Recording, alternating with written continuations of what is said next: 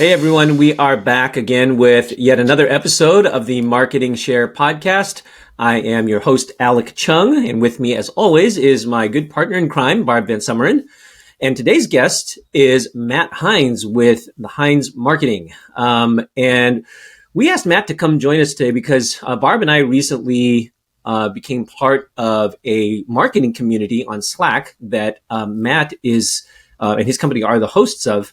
And we found the community, have found the community to be so positive and helpful to us that we thought it would be great to talk to Matt about just, marketing communities in general. Because to me, I think, communities are one aspect of the marketing mix that we know is out there, but not as many companies do it, right? But yet I think the ones that do and do it well find that communities can be a very powerful component, right? Right, Barb?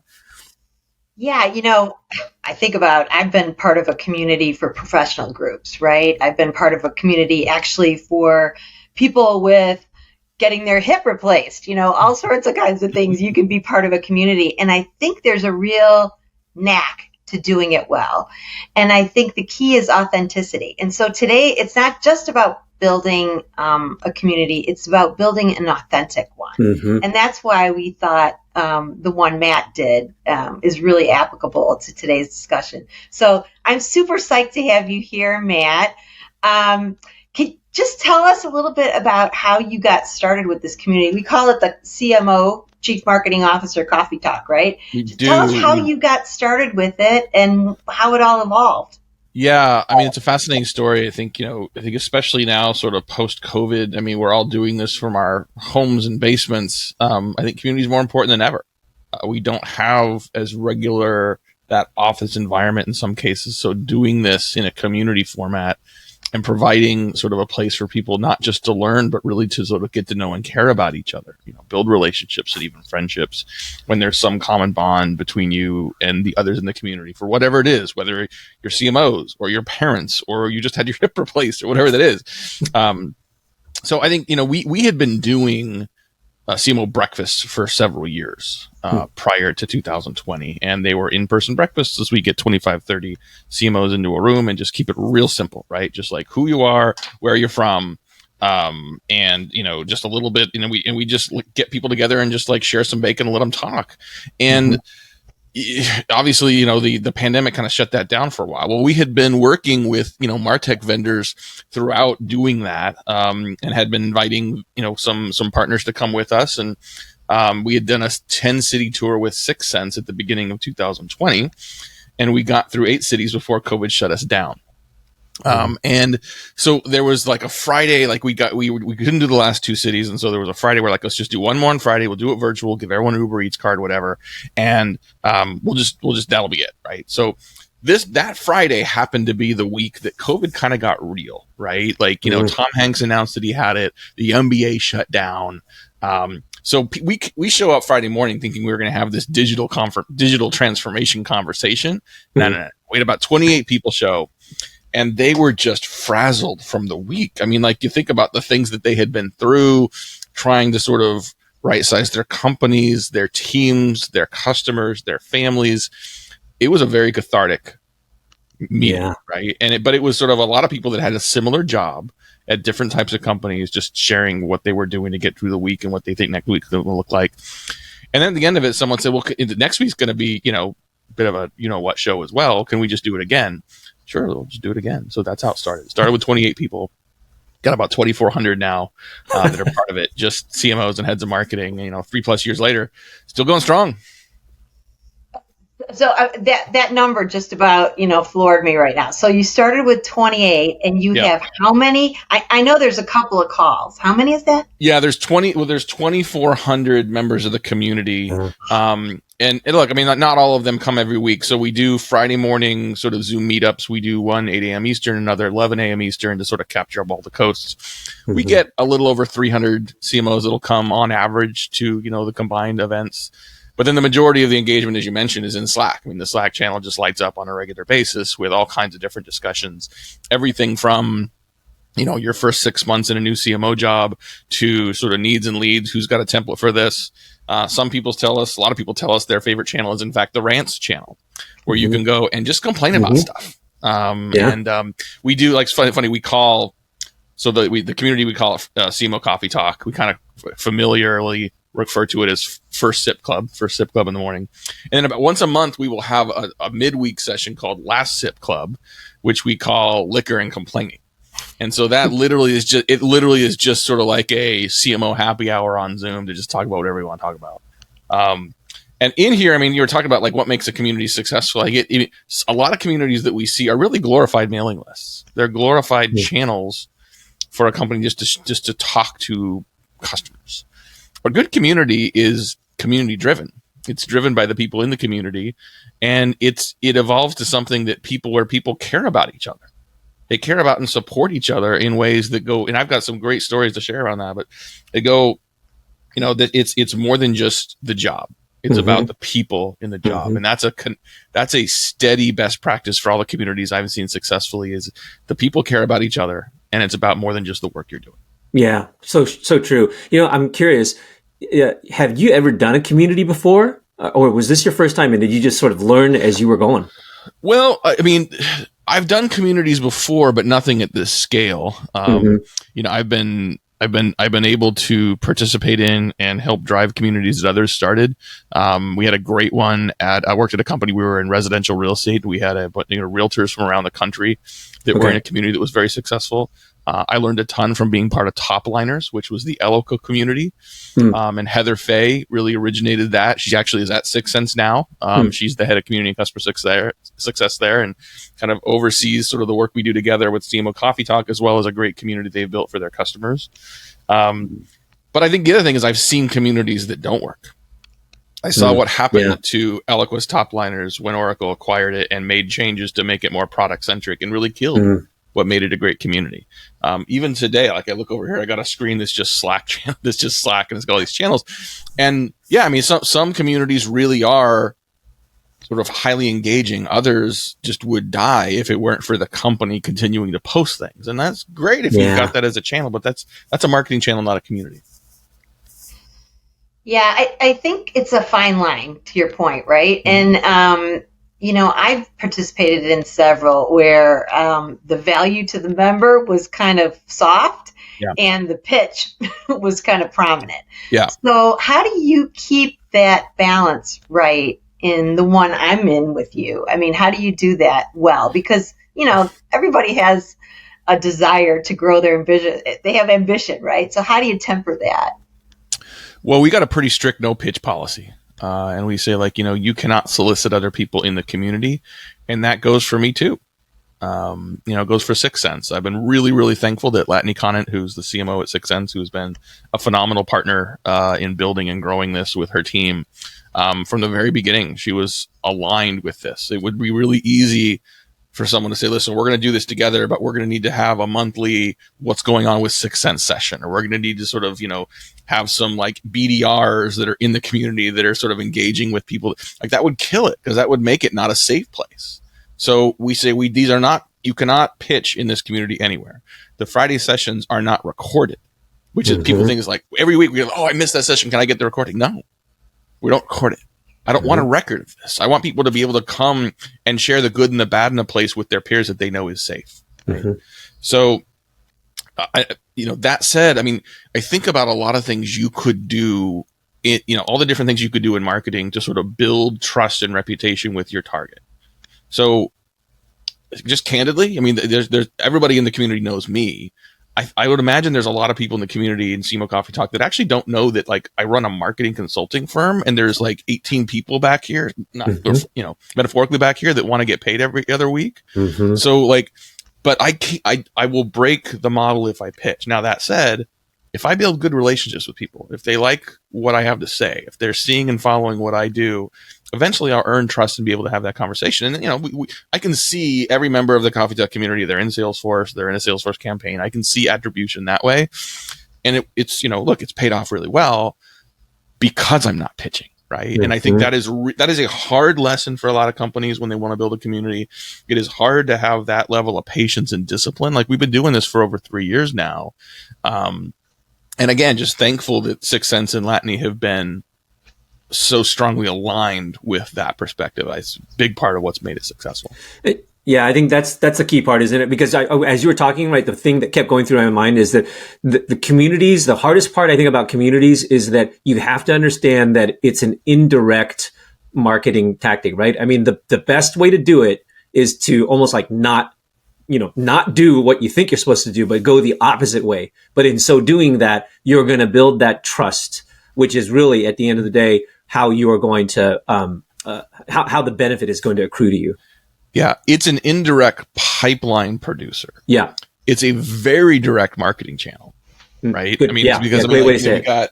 So we don't get 2,400 people all active in Slack all the time, right? Mm-hmm. People come and go, but we've got stats and sort of alerts to say if someone drops off, hey, where'd you go? We miss seeing you.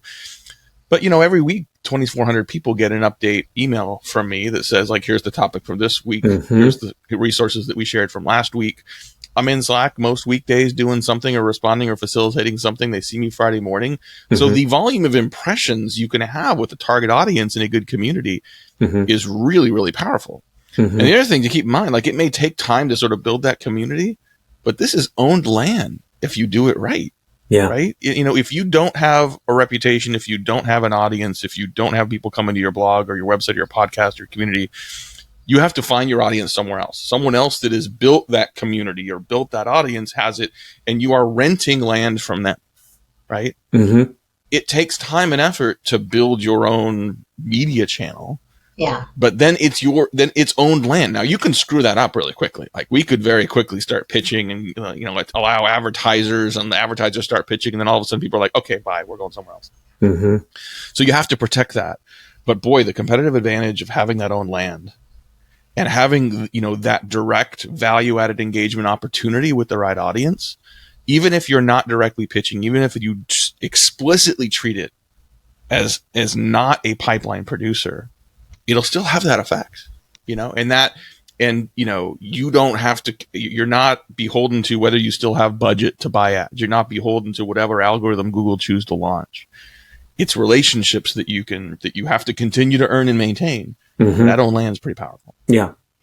I think, Matt, when I first experienced the Slack channel and the coffee talk, I also found, it was really valuable, the conversations, right? And because you don't record the conversations, people are really coming with real challenges they're having in daily life, right? In their jobs on a daily basis. And then what you do is, if there's some energy, I've seen this, in real time, there's some energy around a topic. Somebody said, hey, I really solved that. I think I've got a solve for this particular area. I think in this case, it was about how to demonstrate marketing's value to the board, right? Yeah. And she had spoken about that. And then you could see everybody's head go, wow, that would be an interesting topic. And then from there, it became another topic in another couple of weeks that we actually covered in depth. Yeah. Is that typical? Is that how a lot of, new material comes up? Oh, yeah. No, we never run out of stuff to talk about. And I think, it used to be like back in early 2020, when things were changing so quickly, like, we literally, with a group of 28 and then 30 and then on, we would do like a Monday morning survey saying, like, here's a handful of topics we think would be interesting. Which one do you want to cover this Friday? And eventually we got to the point where we would do those surveys once a month and then once a quarter. And we still pull directly out of threads. Like, we'll look at what's being discussed in Slack and say, which of these seem particularly prescient that can be a group conversation on Friday. And we actually don't publish the upcoming schedule out too far out, because it's always changing, right? We're always like, we literally had the other day, or earlier this year, we had the Silicon Valley Bank fiasco, right? And that kind of happened in real time, and it ended up being sort of a short impromptu conversation that Friday. But we said the following Friday, given like after the weekend, they had been like, it seemed like people's money was safe, but we're like, what the hell just happened? Like, and how do you avoid this next time? And what do marketers need to know about this level of finance? So we said, screw it. This coming Friday, we had some other topic, but we threw it out and said, we're just going to say, like, what does this mean for you? We did one recently where we pivoted and just talked about declining win rates, right? And the fact that most people's funnel metrics are significantly looser now. And what do you do to address that? So it's really a very community driven editorial calendar. And the beauty of having both the Friday sessions as well as the Slack is that, like, we had you have a conversation in an hour, you don't quite get to everything. There are questions we don't get to. I'll be right over here. Right. And not only it's not only the fact that it's not recorded, but also you have to be a CMO or a head of marketing to be part of it. Now, if you're a fractional CMO, we got like hundreds of fractional and advisory CMOs during the group now. But we want to have that narrow audience. We want to have a group of people that literally have the same job. Now, some people, bigger companies, smaller companies, publicly held, family run, whatever. But you have to run marketing to be in. And I think that also helps with the quality and level of discourse that we want to help facilitate to really look. I mean, like, I'm sure everybody has a long list of potential Slack channels and communities they can be part of. Why do you stay with this one? Why do you sustain with this one? Why do you keep coming back? And so, the quality of the participants and the quality of the content has to stay high. Like, we've been doing it for 3 years now. I get nervous every Friday morning before we do them. Like, I want everyone to be amazing. The topic, conversation, some of that's all the setup and who you bring in the topic. Some of that is facilitation, make sure you get good. But like, I want every one of them to be awesome. And I think that's part of our kind of day one mentality, so to speak, with the community. That I think you got to have that to sort of keep your edge. Yeah. The nervousness never goes away, right? That's what you're saying? Well, I mean, Tiger Woods once said, he said, if I'm not nervous before a big tournament, like, something's wrong. Yeah, right? yeah. The nerves are there for a reason. And I think, I don't know, like, I just feel like in life, but especially in a community like this, you have to bring your best every day. You have to prove it and earn it all the time. You have to stay humble. Like, yeah, I mean, it's if you stand back and look at what, Latney and I have built with this, it's pretty awesome. Yeah. But I don't spend a lot of time, like, I mean, that's not something you bask in, right? Like, you put your hard hat on, you go to work, you provide value for people, you stay true to what you're good at. And that's what I think sustains it. Yeah. One point that you made that I think is really good and may go unnoticed, but so I'm glad you said it. Having that really narrow definition of who is in the community, I think that seems like it's also a key, right? Because if you start because it's the commonality, right? All of us have some common thread that we may come from different backgrounds, different companies, different industries, but we still have a common thread. And that common thread helps tie at least every aspect together. So I think that's also a really big thing. I'm glad you said that. Yeah, it is. And I have to credit Latney for that, because, the CMO breakfast that we were doing, we'd let directors in every once in a while if they were at the right company. And so we now say, listen, you have to be a head of marketing. Now, if you don't have the CMO title, maybe your title is head of marketing. Maybe you're actually a VP. Yeah. But if you are the senior most marketing person at your company, you're in. Then right? And it's really hard to turn some people away, right? Again, so talk about like being a not pipeline producer. Like, there are senior directors at companies I'd like to do business with, is from a consulting standpoint, that I can't let in. Right. Now, I've got some friends running other communities that are definitely more sort of up and coming marketer communities. So I'll send them their way and sort of make sure they're being taken care of. But I think you have to be really clear about who you are and who you're not, and find and maintain and defend your space in the landscape. Well, it's about brand building, right? And you're building a brand in this community, and you're true to it, right? So you don't pitch, which I think is important. The other piece you mentioned was you started with the right intention, right? The intention you started was to help people. It was the sounding board. You're trying to work through challenges during a pandemic, right? Yeah. So I think you started in the right space, and that's really important. Hey, inevitably, these marketing CMOs, right? They're CMOs. What's our average tenure now? 4 years in a company. Yeah, inevitably, they are going to be moving on at some point. Yeah. So if you have someone in transition, because I've heard, some folks in transition, how does this kind of a relationship and networking benefit those folks as well? Oh, man. I mean, so again, like, one of the things I'm really proud of with this community is that we're about the people, not just the job. The very first in late 2021, we did our first in-person meetup. We did sort of a CMO retreat, and we had about 135 people come to. I think we did the first one in Austin, And when we thought about like, okay, what content do we want to have? What kind of content? What style of content? We had 4 areas of focus. And it was my impact, my career, my life, my legacy. Mm. And 3 of those 4 really aren't about the job, right? It's about you. Mm-hmm. So if you're in transition, whether you got let go or whether you've just decided to do something different, like a community of your peers is here to support you, right? We have a CMO roles channel in Slack, where everybody getting pitched from recruiters, whether you're looking or not, just screen share, put it in there, right? We've, especially this year, a lot of CMO turnover seems to be happening so far in 2023. We begin the Friday meetings just saying like, hey, anybody in transition or looking, or if you're about to start looking, but we're not recording this, your boss isn't here and want to tell us, like, I think I need to go somewhere else, let us know. So, you don't have to be an active CMO. If you're in transition, if you're looking for something else, even more important that we double down and support those people.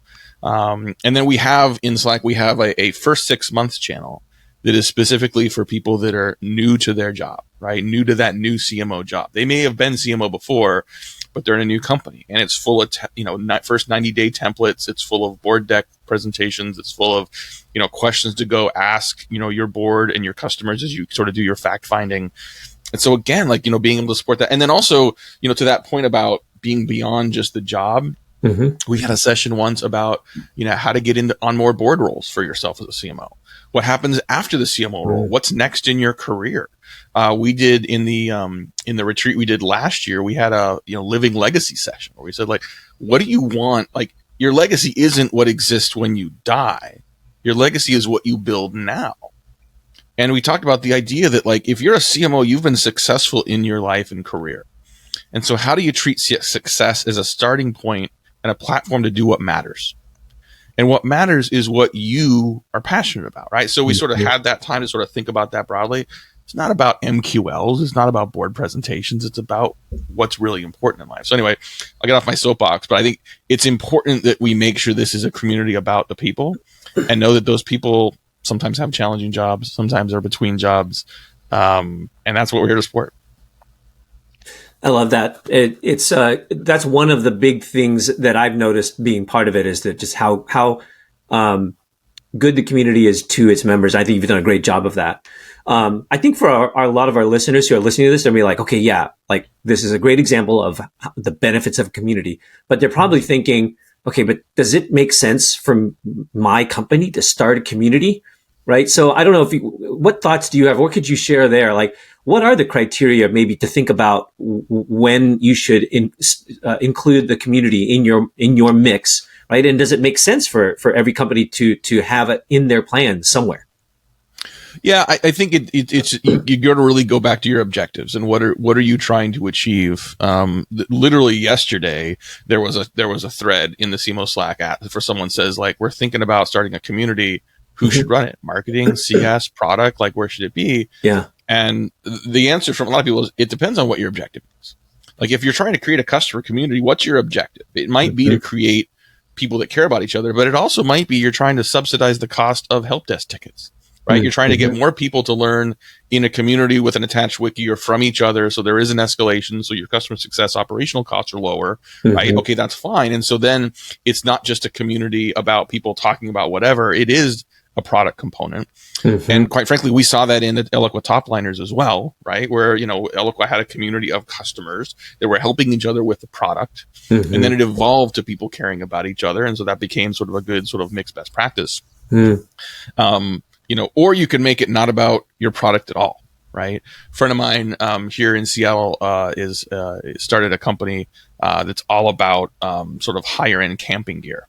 And he is specifically focused on sort of this emerging category of car camping, right? So his company is called Hest, and he now runs an annual event called the Hestival, right? Which are car campers that get together for a weekend and just chill with each other, right? Okay.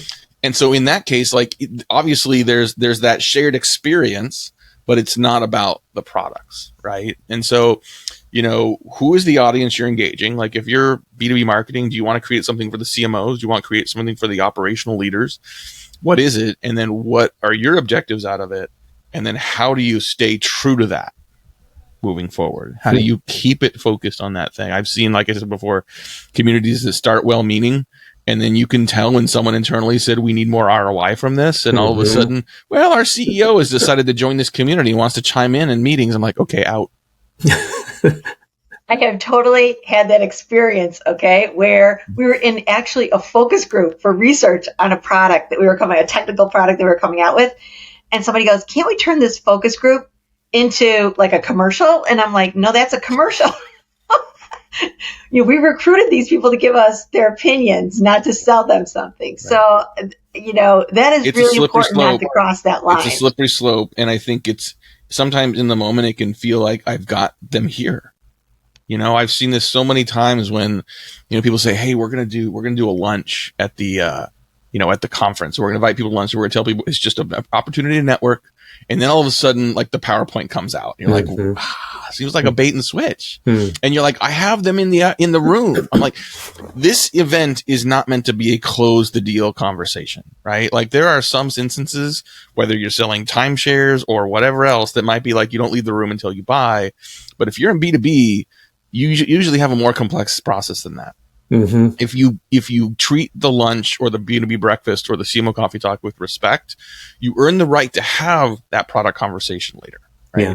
You don't have to have the pitch in the room, but you gave someone a gift of a great lunch and a networking opportunity. They're more likely to say yes if you respectfully come to them after. It's part of the body of work of a real campaign versus trying to shoehorn too much into shorter sessions. So along those lines, is a community better or more suited probably for a long B2B sales cycle versus B2C? Because I've been in both, but I'd be curious to see what you think. I don't know that one's better than the other. I think, one of the benefits of having a community is that in B2B is that most of your prospects aren't buying right away. Right. And so, you have the opportunity to stay engaged with them until a point when enough things are going on in their business that they have a need that you could potentially solve. If you have a vibrant community of people that feel safe to share with each other, the amount of intent signals and trigger events that you can see and hear in a community like that, significant.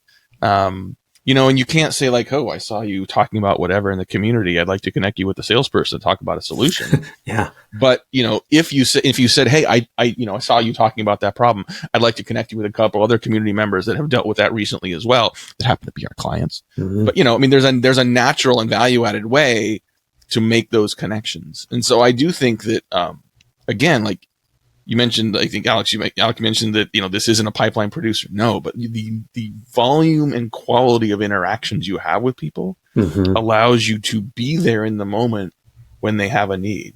And you're the incumbent at that point because you've been providing that value to them all along. Yeah. I think what I'm hearing you say also in your answers here in last couple questions is that there are different varieties of communities, whether it's B2B or B2C, but also based on the user groups and what your intent is. And I think that's a really good point for, people to understand too. It's like not every community is going to be the same because of who you're targeting and what you're trying to do. And that's okay. That's actually the way it should be. They're going to feel a little different, but the success behind them still can be common, even though they might feel different. Yeah, I think so. I'm hearing too, wherever there's a shared experience, right? Like, I had a product that was a 7-year cycle, a B2C 7-year cycle, right? Hearing, right, is very emotionally charged. So if you're in a situation where you want to share your experience because it was embarrassing or you don't know how to work something, all those things, the sharing is so important, and that can add to the value of the community, right? I want to tell one of my favorite stories from this community, and it has nothing to do with being a CMO. I had someone, and this is again sort of that shared experience and that shared place in life, where if you're a CMO, you're probably not right out of school. We have a lot of people with kids, a lot of people with families, like lots of different competing priorities. We had a subgroup of enterprise CMOs do a Zoom last night, had a couple people in their car doing kids pick up based on the time we did it and where their time zone was. So we had someone reach out to me, it's about a little over a year ago. And they said, I'd love to get some feedback from this community, but I don't want people to hear that it came from me. Can you post something on my behalf? My daughter is struggling with anorexia, and it is becoming a full-time job for me to support her. and find out where to get her help and get her to appointments. And I'm struggling with how to do that while also maintaining, focus and results on the job.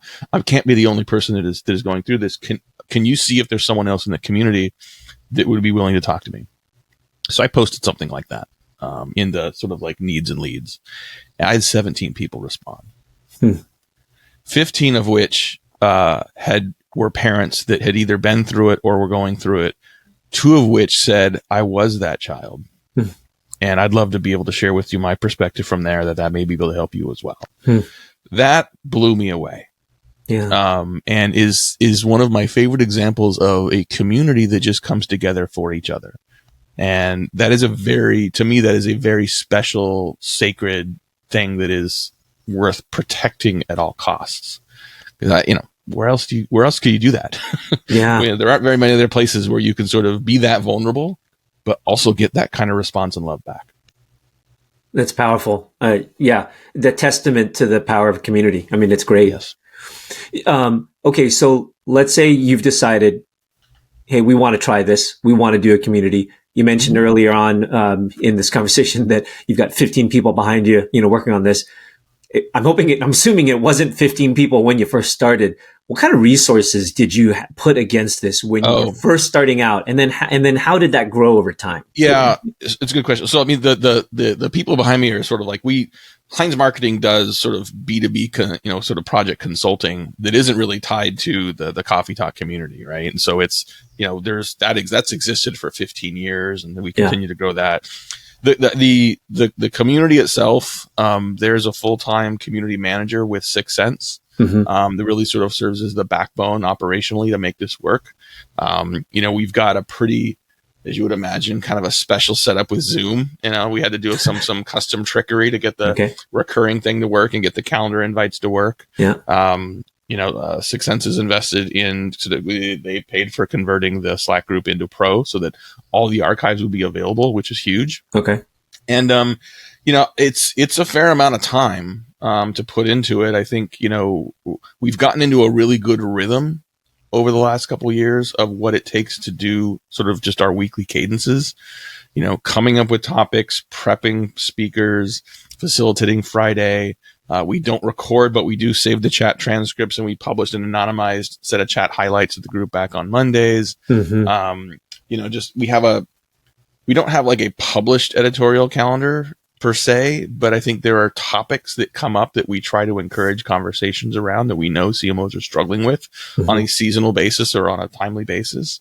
I think, if you're thinking about resources, I would think about a couple things. One, you want to devote someone to being the backbone, operational side of the community, and you need at least 1 or 2 people that can be the front of the house, right? To be the moderators. And ideally, if you can find someone that has some credibility in the space, it doesn't have to be one of your employees. You can bring someone in from the outside that can partner with you on that. But subject matter expert and then conversation facilitator is important. And then having someone that can sort of make the back end work really successfully. I mean, look, this is not something you can just do in your spare time, right? This isn't something you can just sort of say, oh, I'm going to create a community and people are just going to show up and talk. Like now you talk to people like Heather Fay who have done this numerous times. I say you have to be very intentional up front and devote a lot of time and effort to sparking the conversations and the threads and the discussions to create not only this body of content and threads and value for other people to see, but an early adopter group of community members who are going to be your seed group, who are going to be your proactive participants, that are going to be the peer-to-peer stalwarts, at least from the beginning, if not ongoing. Like I think there's a handful of people I could mention that, for the last 3 years have been super active in the community, but evangelists in terms of certain threads who have been evangelists to other CMOs. They're like, oh, you got to go join this group, right? And sort of some of that, if you get lightning in a bottle, happens naturally, but I think also just being intentional about seeding that to make it successful is huge. Okay, I'm going to ask you the last kind of question on it. I know that your intention was the right way. You put it out there in the right way. It's authentic, but inevitably you're going to get probably some professional business, through this community. Has that been the case for both you and 6 Sense out of, as a result of these I mean, the benefit of having the roster of members in Salesforce, and to be able to sort of see the attribution of like, okay, this, then that, that's been really helpful. Just there are times when, like, in the community, someone will say, I'm looking for someone that can help us with our account-based strategy. Think about our approach to it organically and help us build some playbooks. And I'm like, that's it. We do that all day long for our clients, but I'm not going to go in and pitch, right? And sometimes before I even ask, there'll be a couple other people in the community saying like, oh, Matt's team does that, right? And so, by treating it with respect, by not pitching, by making it a safe place, the halo effect for Heinz Marketing and 6 Sense is there for sure. And I'm constantly trying to find the value or find the balance between sort of being upfront about who we are and sort of being, providing awareness around that, but also not pitching. And I'm going to err on the side of caution all day long, because that is what is going to keep the community healthy. That's what is going to keep it growing. And we'll continue to benefit from that. And it's not, to your point, Alec, it's not this is not like, what can I get out of it this month or this quarter? This is a long game. Mm-hmm. I hope we can facilitate this community for a long time and continue to be an asset for CMOs, but as well as for Heinz and 6 Sense. How about any unexpected things that came out of this that you didn't realize where you were going to get? Anything like that? Friendships, honestly. Just relationships and friendships with people that either I didn't know before or that I knew purely professionally, and have just gotten to know a little better. There's a handful of CMOs that are actually flying up right now to Seattle, just not like literally like 2 or 3 that, with a couple folks here in Seattle, we're going to go grab lunch and hang out at the Pikes Market tomorrow. It's sort of, there are people in the community, but it was just sort of this organic thing. Someone else organized, said like, hey, come to Seattle. It's going to be nice weather. Let's go get some lunch. We see that happening, in various markets, people getting together. There's a group of CMOs in the San Francisco Bay Area that went up to Marin and did a hike together that's great. on their own. Right. Yeah. So I think for me, just professionally, to sort of build those relationships and get, some more professional friendships, and those that have really gone beyond just work, just become just people that I just consider dear friends now. It's been really cool. That's great. Community in the truest sense, right? Your tribe. That's right. Yeah. All right. Well, I guess if we were wrapping this up, this is like perfect, right? Yeah. What I'm hearing is, to do this authentically, you've got to do it with intention and start with the helping and the servant attitude rather than the what you're going to get out of it attitude. Yep. Always be a safe place for the community, right? Non-recording probably adds to that, right? Where people can share a little bit more. If you do that right and you do that authentically, the business eventually does come, of course. It's inevitable. And really, you're about making friends, right? Well, I think the friends has been a nice output of this, but I think, in hearing you summarize some of that, the sort of it occurs to me that part of the success of this and doing a good community is not going full throttle, right? Like the maximum, if you sit and say, what's the maximum value I could get out of this community? Well, we would have some pitch sessions and we would record the sessions so we have more content to repurpose and yada, yada, yada. You have to pull back from doing that in some cases to give the community oxygen and environment to thrive. And that compromise, that trade-off can be really difficult for some companies to accept. But you have to have that commitment up front. You have to have that approach up front and a commitment to that over time to have something like this thrive. Yeah, the phrase less is more really applies here, doesn't it? Yeah. Well, and that allows you to gain the trust, build a friendship, help each other, right? I mean, that's where it really is germinating from. Yeah. So that's why. Well, that's, what is life if not, sort of just supporting other people? And remember Eric Schmidt, who is, chairman and CEO of Google for a long time. Like, he was on stage at Dreamforce he said, life is short. Work with people you enjoy, right? I want to spend more time with people I enjoy. I want to spend more time with people that I can provide value to, but like we can just sort of enjoy each other's company and sort of try to get something valuable done. And this has been such a great way to do that. Well, we've enjoyed spending the time with you. Thank you for joining the Marketing Share podcast. I think your insights are going to be very helpful for a bunch of folks. Awesome. Thank you so much for having me. Thanks.